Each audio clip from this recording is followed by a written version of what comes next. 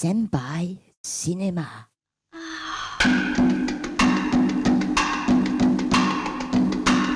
Hey, bonjour à tous, bienvenue à Senpai Cinéma. Je suis accompagné de mon bon ami Pascal. Pascal, de cette semaine, de quoi qu'on parle? D'un film de 1958 que tu as choisi, qui s'appelle Giants and Toys, ou Les Géants et les Jouets, en version française, film de Yasuzo Mazumura. Ouais. C'est un film que je suis tombé dessus par hasard, qui m'a agréablement surpris parce que j'ai travaillé un peu en marketing, puis c'est venu me chercher à quel point il n'y a absolument rien, mais rien qui a changé dans le domaine. Autant, autant au Japon qu'à l'extérieur, qu'au Canada puis aux États-Unis. C'est un film de 1958, puis encore aujourd'hui, c'est les mêmes bullshit de capitalisme sauvage et d'exploitation des employés, puis let's go, on va dire au monde quoi acheter avec le pouvoir du marketing, là. Ouais, c'est sûr que ça n'a pas changé. Pour remettre le film dans son contexte, c'est sûr que c'est un film c'est ça, d'après-guerre au Japon. Donc, le Japon, capitaliste sauvage, comme tu dis. Fait que c'est un des premiers films qui critiquait il y avait peut-être le film avant I Will Buy You en 1957 de Mizoguchi qui aussi reprenait un peu le même thème, qui était d'une compagnie qui essayait d'acheter un joueur de baseball, donc qui essayait de le mettre à sa firme, mais c'est un autre contexte, mais c'est un peu les mêmes thèmes qu'on retrouve dans ce film-là.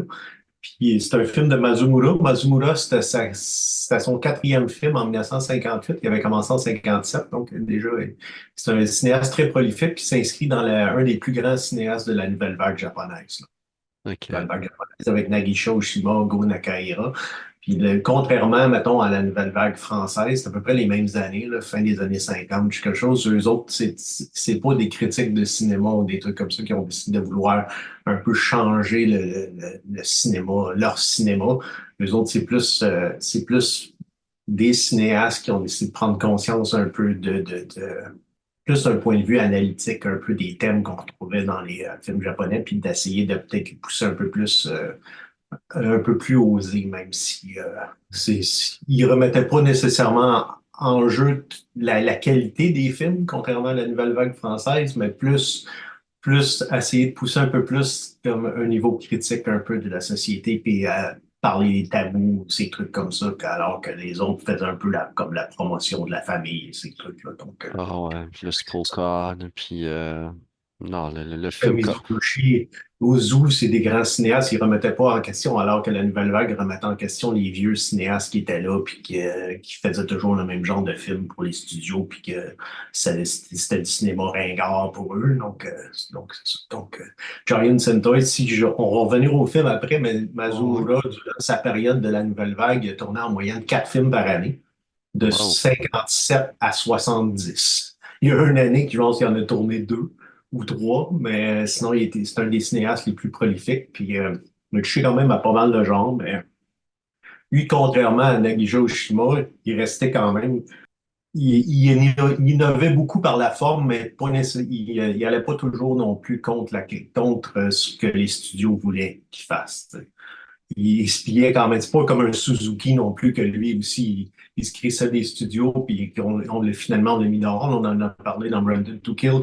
Lui, il innovait beaucoup par la forme, mais il se pliait quand même un peu à ce que les studios veulent. Tu sais, il n'allait pas contre l'encontre. C'est pour ça qu'il a tourné beaucoup, puis qu'il était un des cinéastes. Je vois sa filmographie, puis ouais, là, je veux dire, il, était- il réussit à faire ses propres films, mais tu voyais Il a que, touché à bien des genres aussi, mais son style s'est aussi changé avec le temps aussi. Giant Sentai, c'est un film très, très rapid fire, comme ils disent un peu. Là. C'est très, très vite. Il y avait une obsession pour le cadrage. Là. ouais, Et aux us, il y a une obsession pour le cadrage. C'est comme, faut que ce soit le maximum qu'on utilise dans le frame. Puis on marque à quel point la direction artistique, les décors, tout est rempli, là. ah oui, Donc, ben c'en est essoufflant au c'est point ça, c'est très que la déçu. personne avec laquelle j'écoutais le film se demandait si le film jouait à une vitesse accélérée ou quoi que ce soit. Puis j'ai comme non, le dialogue, ça se passe. Tu sais, ça, mais j'aimais ça parce que ça, surtout le début, puis après ça, comme il te permet de respirer de plus en plus. Ouais, Mais le rythme effréné qui te présente ça est monté, c'est monté à un coupage hyper court, comme une publicité littéralement à l'intro du film. c'est ça qu'il voulait faire au début. Il te plonge littéralement dans le milieu de la publicité à bourrin. Puis aussi, les dialogues sont très, très nombreux aussi, donc c'est difficile un peu de se situer là-dedans. Mais je pense que c'est voulu que tu te perds aussi.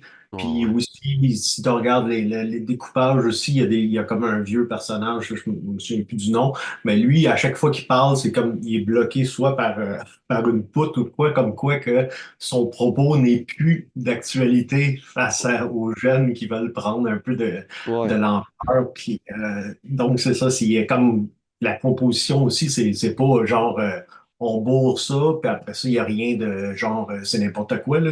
La caméra fait des petits pannes aussi importants sur un jouet ou sur un ci, donc c'est super méticuleux, sur les super quali- poissons.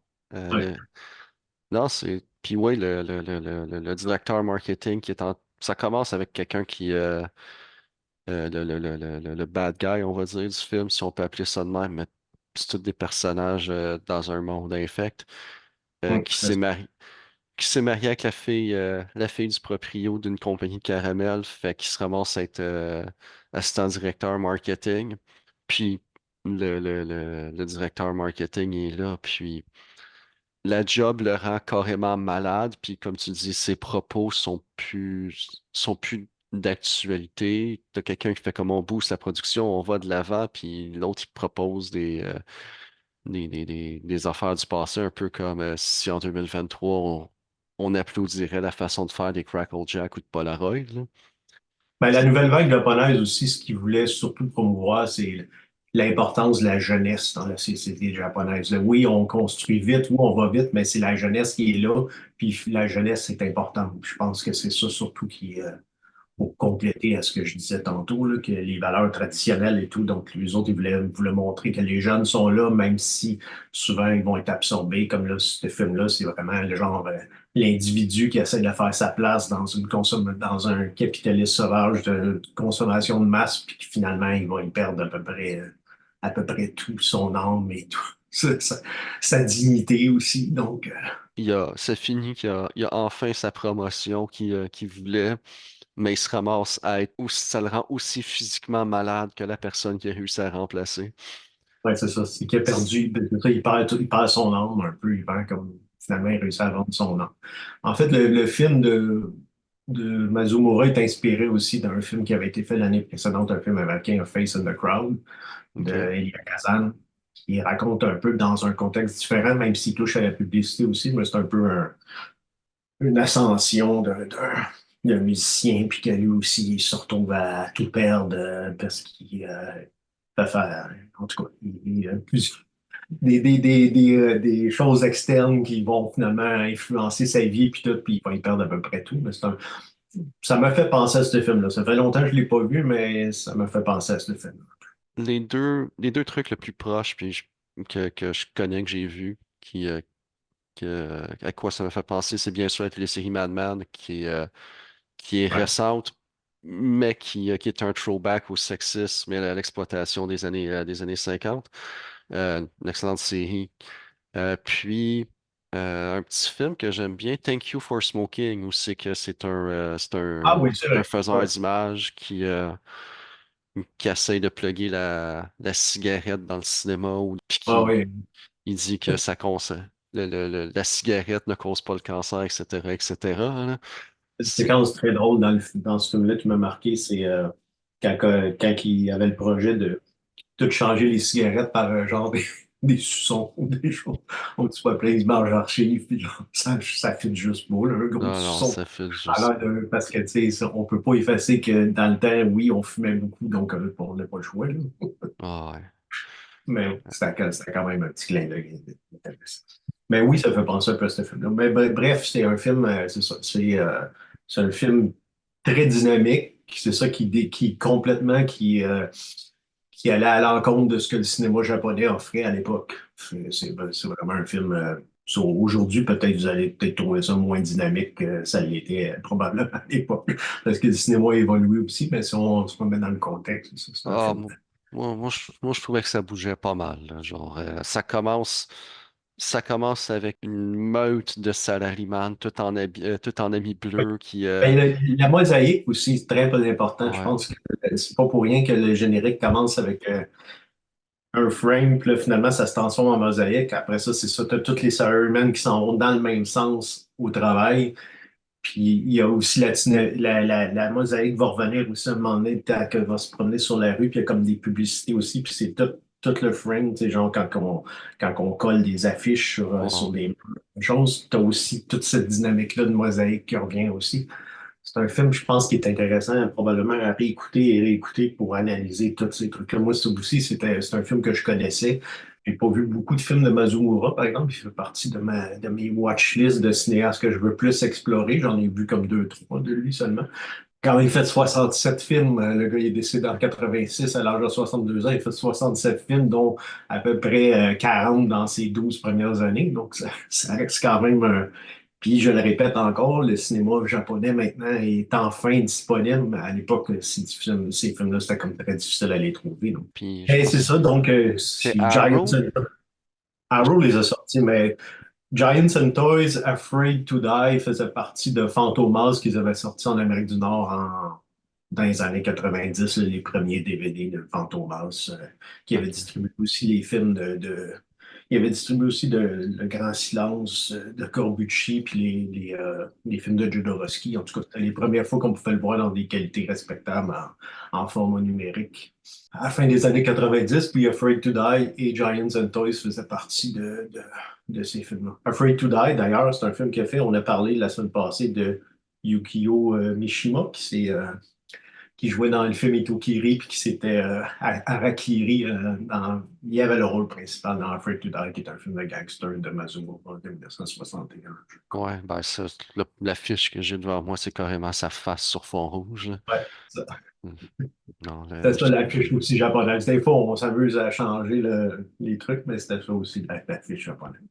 j'avais un ami qui était propriétaire d'une boutique de bande dessinée qui disait, euh, bon, c'est plus en bande dessinée, là, Ouais. quand tu sais pas quoi faire pour ton cover puis t'as pas le temps de dessiner comme une scène, tu fais juste un zoom sur la face, ça fait la job. Mais d'ailleurs, ce film-là a été comparé un peu à le genre d'esthétique qu'on retrouve dans le manga, là, OK. au niveau de la dynamique et tout. Donc, on disait que c'était comme un pré-manga un peu Giants and Toys. Giants and Toys, malheureusement, était un gros, ben, même s'il tournait 3 4 films par année, là, mais bon, ça a été un échec au box-office. Là-bas, je pense que les gens n'étaient pas prêts. Mais c'est quand même le film qui s'est fait remarquer aux États-Unis. C'est là que les Américains ont dit, ah, OK, c'est comme réussi à se comme démarquer au niveau international, même si le film n'a pas eu le succès escompté. Ben, c'est un film très intello, je pense, je dirais, dans le sens que moi, je l'aime. Ça me fait penser à plusieurs milieux de travail. Je, tu sais, je me souviens qu'il y a quelques années, tu avais, mettons, 99 francs puis je travaillais dans une grosse boîte de marketing quand que le roman puis le film est sorti. Fait que je l'ai eu pas mal d'en face Ouais. à Moi, je trouve, en tout profusion. cas, moi, je trouve Giant Center est beaucoup plus subtil que 99 francs, là. Ouais, ouais, Personnellement, mais ben, c'est ça. Je comprends pourquoi 99 francs a percé, puis que le Giant and Toys, ça fait très cinémathèque et tu sais, genre, moi je bon. Ouais. l'aime beaucoup. Je vais définitivement le recommander à certaines personnes. Mais c'est un film qui est un peu difficile à vendre ou à plugger. Ouais. C'est, Ben, c'est, c'est- je pense que si le sujet t'intéresse aussi, ça va peut-être aller plus te chercher le film, mais aussi, c'est vrai que c'est un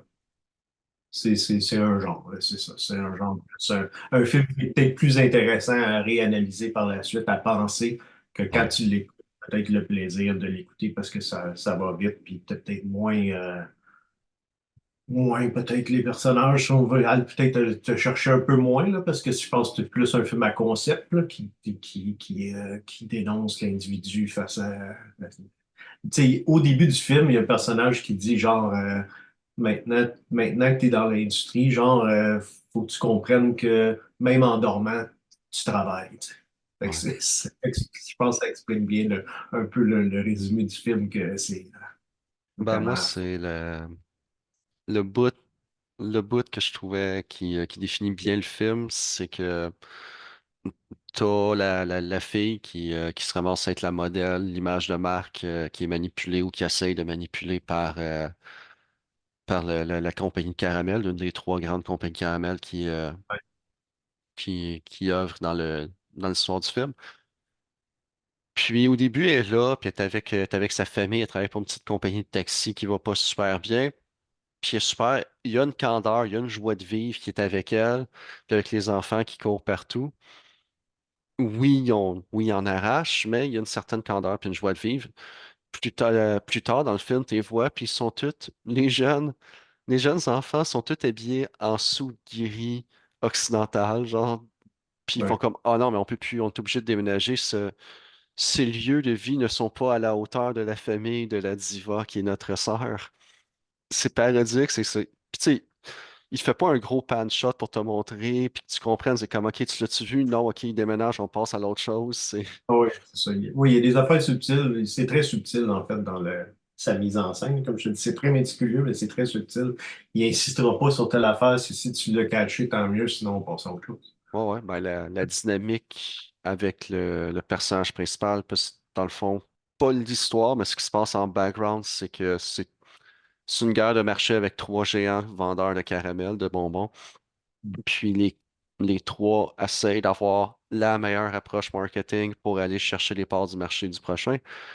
Puis t'as trois représentants marketing au même niveau qui sont connus aux études, qui se côtoient, qui sont amis. Puis le gentil monsieur, on va dire le compas moral du film étant Mm. la relation semi-amoureuse avec sa compétitrice. Puis il y a beaucoup de non-dits dans leur relation, de comme pense ce que c'est que tu veux de leur relation. Même chose avec la relation pas amoureuse qu'il y a avec la modèle qu'ils vont chercher. Mm. Puis la modèle, mais finalement, il y a comme peut-être le truc le plus peut-être comment on peut dire, métaphorique ou dansé vers la fin, c'est la danse qu'elle fait, là, une espèce de danse de cannibale là, qui exprime bien le film que c'est le cannibalisme là, de sauvage qui finalement il absorbe à peu près toutes les gens, donc dont elle qui essaie de faire sa place aussi, mais que finalement est aussi manipulée qu'elle se fait manger littéralement Oh, par ouais. ses patrons qui l'utilisent à pied escient parce que c'est elle qui, comme l'image de marque pour faire vendre le caramel. Ouais, c'est la chalet, là. Puis, justement, la scène me fait rire à la fin parce que je suis un grand fan de Spinal Tap et ils m'ont convaincu que ça prend des bons musiciens pour faire de la bonne musique et ça prend Mhm. des excellents musiciens pour savoir comment faire de faire de la mauvaise musique aux bons endroits pour pas que ce soit désagréable. Et la Oui. chorégraphie et la chanson à la fin est volontairement off. Je sais pas s'ils l'ont filmé Ouais. rapidement, puis mais Non, non, c'est volontairement off. La fille aussi, ouais. elle chante mal. Je pense que c'est voulu parce que c'est montré aussi Oh ouais, elle sait pas parler anglais, mais elle veut être chanteur jazz, là, mais elle a une espèce de faux sourire qui est euh, derrière, parce que l'actrice est bonne aussi, là, derrière qui camoufle un peu son espèce de tristesse qui est aussi qui ouais. est là. Non, mais je sais que c'est volontaire, mais je me demande si ils ont-tu vraiment eu besoin de répéter ou le fait que il a tourné rapidement, ça a fait que c'était Ah, ça se peut c'est ça. aussi, là, c'est vrai que Tu sais, je pense pas qu'ils ont passé des mois à répéter une chorégraphie pour que les danseurs en backstage, il y en ait toujours un bien en vue qui est pas synchro. En tout cas, ça fonctionne, puis je leur donne à quel point que c'était merveilleusement, drôlement mauvais et ça rajoutait au film, là. hmm. Ouais, non, c'était bien cadré, c'était un bon film. Beaucoup de non-dits. T'as Couleur suggéré. aussi. Ah? C'est la couleur aussi. Mais surtout, on le retrouve dans les objets et dans les décors, alors qu'ils contrastent un peu avec l'habillement tout gris, tout un peu genre Ouais, très corporatif. Je sais pas très si. corporel. Ouais, je sais pas si lui a travaillé en publicité avant ou s'il y a quelqu'un, mais c'était bien réussi, genre, puis même si on les voit, même si on n'est pas assujetti à fond la caisse à 100% de ce qui se passe entre les compagnies rivales, Mm. leur branding a l'air plausible. Puis le photographe creep au début, euh, il a pas juste l'air plausible. Après ça, quand tu vois les publicités puis le portfolio, tu fais comme, ouais, non, c'est un bon photographe. Tu sais, tu sais, ça fait du sens qu'ils font affaire avec lui. Puis, tu sais, il arrive là, il arrive dans les affaires délabrées, puis il a fait comme, ah non, je peux pas me changer ou quoi que ce soit. Non, non, non, c'est ça qu'on a de besoin pour la photo. Tu regardes les photos finales, c'est comme, ouais, c'est bon. C'est... Quelque part sur le plateau de tournage, quand ils ont fait le film, il y a quelqu'un qui a un œil visuel. Tu parlais du directeur qui a un œil pour le framing, puis qu'il sait comment bien cager sa Mm. photographie. Puis ça va même jusqu'à dans les photos dans sa photographie qui sont bien prises. Fait que Ouais. c'était bien, hein. Puis le titre aussi est c'est très significatif aussi, là. C'est comme les géants, la corporation, puis les toys, c'est l'individu puis les employés, là. Ouais. Peut-être que ceux qui pensaient peut-être que c'était un film de genre de manga, ou pas manga, mais un film de science-fiction de robots, là. C'est pas des robots. Il n'y a pas de robots là-dedans. Il y a pas Non, de. ben je m'attendais, je savais pas quoi m'attendre. Puis veux pas, c'était Ça aussi, s'affiche aussi, il y en a un qui il y a comme un truc d'astronaute là, sur la ouais, tête. le casque en plastique transparent. Donc, ça pourrait peut-être. Moi, en tout cas, je savais c'était quoi, mais à l'époque, quand j'avais vu juste le titre, je pensais que c'était un film de science-fiction. Ah, je Ah, savais que c'est c'était ça. pas un film de science-fiction, mais je me demandais à quel point qui était pour aller retirer mettons, du succès d'Ultraman, puis de ces shows-là qui commençaient à cette époque-là, puis Super Seven, puis ces trucs. Mais non, c'est vraiment juste, ils ont pas touché à ça, ils sont allés de non, on part, on part sur le marketing dans l'industrie du bonbon. Il a fait des brandings différents que tu reconnais chacune des entreprises. Il n'y a pas besoin de te filmer le logo à l'extérieur avant la scène de bureau. Il coupe direct à la scène de bureau. Si tu n'as pas suivi, c'est pas grave. On coupe à quelque chose d'autre. Tu vas catcher. Ouais. Puis, non, le hit était freiné, mais ça fonctionne. Puis, c'est bon. Ouais, c'est ça. C'est un film intéressant. T'avais mentionné une couple de ces films. Tu disais justement, on a parlé rapidement du film avec Il y a Michel. Afraid to Die. Sinon, il y a un autre film de lui qui est bien célèbre, mais qui est complètement différent, qui est un film d'horreur, qui est Blind Beast aussi. Euh, Ouais, ouais, ça avait l'air. J'ai lu le Ça, c'est un film quand synopsis. même assez atypique dans sa carrière, quand même, là. Mais un autre de ses films qui est vraiment comme qui a eu la bonne. Je veux dire que c'est la femme de Seizaku qui est considérée comme peut-être son chef. Ok. Il date de 65. Mais malheureusement, je sais pas. J'ai vu Blind Beast, par exemple. C'est un film qui était assez dérangeant à l'époque aussi. Il y a Passion aussi, qui est Menji en japonais, mais c'est Passion aussi en 64 qui parmi ça aussi, ça avait été distribué par Fantomas. C'est vrai, il en avait sorti trois aussi, qui est une espèce de triangle amoureux un peu tordu, si je peux dire. Fait que Ouais. celui-là aussi, mais c'est des films que j'ai vus il y a très longtemps. Donc, mais qui me donnait, là, en voyant Giants and Toys, ça m'a donné le goût d'en revoir d'autres, même si, comme j'ai dit, il se tournait trois, quatre films par année, mais donc je pense qu'ils sont pas tous pareils. Surtout ses premiers films sont très, très frénétiques, ça, qui, dé- qui c'est ça qui différencie un peu de l'époque. Ensuite, je pense il s'est assagi un peu avec le temps, peut-être qu'il voulait comme les six autres cinéastes de la nouvelle vague, un peu changer aussi la manière de réaliser les films, pas juste la jeunesse, mais aussi dans la conception, aussi un style très jeune de mise en scène, nouveau genre de cinéma, une nouvelle approche cinématographique différenciée des plans séquences de Ozu avec la famille, c'est que c'est comme c'est comme un plan, puis il se passe plein de choses en arrière, parce qu'Ozu aussi, c'est un maniaque du framing aussi, là, ça c'est sûr. Mais c'est ça, c'est une manière dynamique un peu de parler du post-war Japon, les capitalistes et tous ces trucs-là qui étaient quand même aussi, on s'entend, modelés sur le système américain. Ouais, carrément. Mais tu vois tu vois qu'il y avait une période d'incertitude pour beaucoup de personnes. Non, moi, il y a Irizumi qui m'intéresse, que je risque d'écouter bientôt. Le genre de femme avec un tatou qui. Tatouage, ouais, c'est ça. Ouais. Puis un Ouais, autre film de 1982 aussi, La femme tatouée, qui avait été distribué ici au Québec. La femme tatouée, celui-là, je l'ai vu, c'était très intéressant aussi. Je pense que c'est comme une suite un peu logique, thématique, mettons. C'est ok. ça, le Blind Beast, c'est la bête aveugle en français, évidemment. Donc, ouais. Ça, c'est un de ses films les plus célèbres. Sinon, ben, il a continué de tourner, mais comme j'ai dit, c'est comme pas mal la CJ. À partir de 73, il n'a tourné que 7 films avant sa mort en 86. Donc, il a fait 60 films entre 57 et 72. Pas une moyenne de 4. Moyenne de 4, wow. Puis, tu as mentionné brièvement aussi In the Face of the Crowd, qui est quand même un bon classique Ouais. des années Ah, c'est 50. un film, oui, c'est ça, c'est un excellent film. Mais Elia Kazan aussi est un des bons cinéastes de l'époque.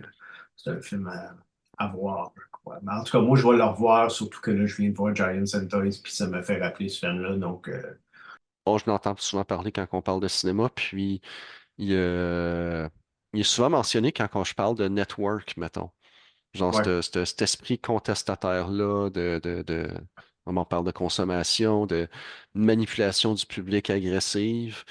En tout cas, Le j'ai pas Network encore. est un chef-d'œuvre aussi, selon moi, là. Oui, oui, network, je te dirais le. Il n'y a plus un film comme ça aujourd'hui, ou ça. Non, non, ouais, c'est bon, Ouais, non, hein. Non, non. Mais je te dirais mon seul problème de network, c'est que tout le monde le mentionne tellement tout le temps que maintenant, je suis plus trop sûr. Ben, je l'ai vu, je l'aime beaucoup, là, mais des fois, il est mentionné tellement sans contexte, quoi que ce soit, que t'es pas trop sûr si la personne qui te le recommande aime le cinéma ou Ouais, euh, ou qu'il l'a sorti parce que c'est dans une liste partout. Ouais, je comprends ce que tu veux dire. c'est Mais c'est vrai que ça rentre dans. Je pense que c'est un bon film aussi à mettre aux côtés de Giants and Toys. C'est sûr qu'il y a des thèmes qui se retrouvent. Ouais. Fait on se retrouve la semaine prochaine pour un film de Yakuza, je crois. Ah, ça faisait un bout qu'on n'a pas écouté un film japonais de Yakuza. On- On revient avec un film un film quand même très, très peu mentionné, là, contrairement à. C'est vraiment un film qui est assez obscur que moi j'ai découvert v'là un an ou deux que je vais réécouter encore pour pas dire n'importe quoi. Donc, fait que ça, c'est un film. On s'en reparle la semaine prochaine. La plus belle, la plus belle, la li odolea, odolea, shinigami.